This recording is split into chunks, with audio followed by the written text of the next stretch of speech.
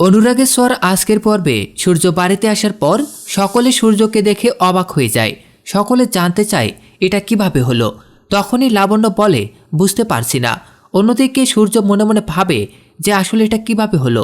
তারপরে সূর্য সবটা খুলে বলে, যে কথা শুনে তো সবাই চমকে যায়। অন্যদিকে মিশকাও ঠিক সেই সময়ে সূর্যের বাড়িতে আসে, আর যখনই জানে সূর্য সবটা বলে দিয়েছে তখনই মিশকা বলে, সূর্য তুইও অসুস্থ হয়ে পড়েছিলি, আমারও তো এমনটাই হয়েছিল। যে কথা শুনে কাকাই বলে, বৌদি এসব কি বলছে? আমি তো বাপের জন্মেও শুনিনি যে একটা অরেঞ্জ জুস খেয়ে কেউ এমন অসুস্থ হয়ে যেতে পারে। মনে হচ্ছে ড্রিঙ্কস করেছে। যেটা দেখে তো মিশকা ভয় পেয়ে যায়। অন্যদিকে হঠাৎই সোনা আসে। সোনাকে দেখে সূর্য ভীষণ খুশি হয়ে যায়। তারপরে দীপা ভেতরে আসে।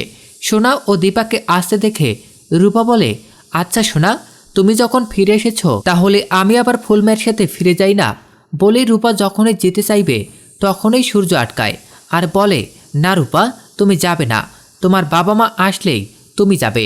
এরপরে দীপা একা একাই কাঁদতে কাঁদতে চলে যায়। লাবণ্য আটকানোর চেষ্টা করলেও তখনই দীপা বলে, মা, আপনি আমার মেয়েকে আমার কাছে ফিরিয়ে দিন। যেটা দেখে মিশকা মনে মনে বলে, সেই ব্যবস্থাটাই এবার আমি করব। অন্যদিকে ঘরে সোনা আর রূপা খেলতে থাকলে মিশকা সেখানে যায়।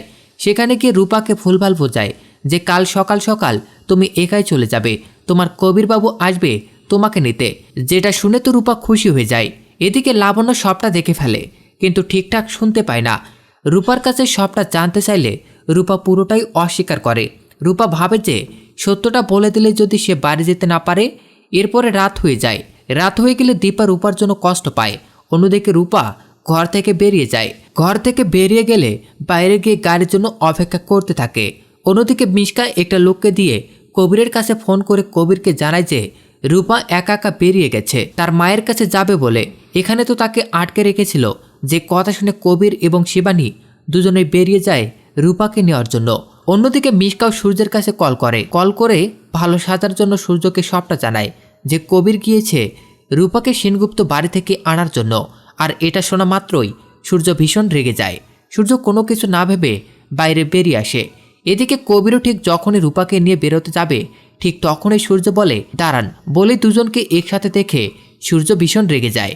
তো বন্ধুরা, মিশকা যেভাবে এই নোংরা খেলাটা খেললো, এবারও কি সূর্য কোনো কিছু তদন্ত না করেই উল্টো দীপাকেই ভুল বুঝবে? তোমাদের কি মনে হয় অবশ্যই কমেন্ট করে জানাও। এবং পরবর্তী আপডেট সবার আগে পেতে আমাদের চ্যানেলটি এখনই সাবস্ক্রাইব করুন।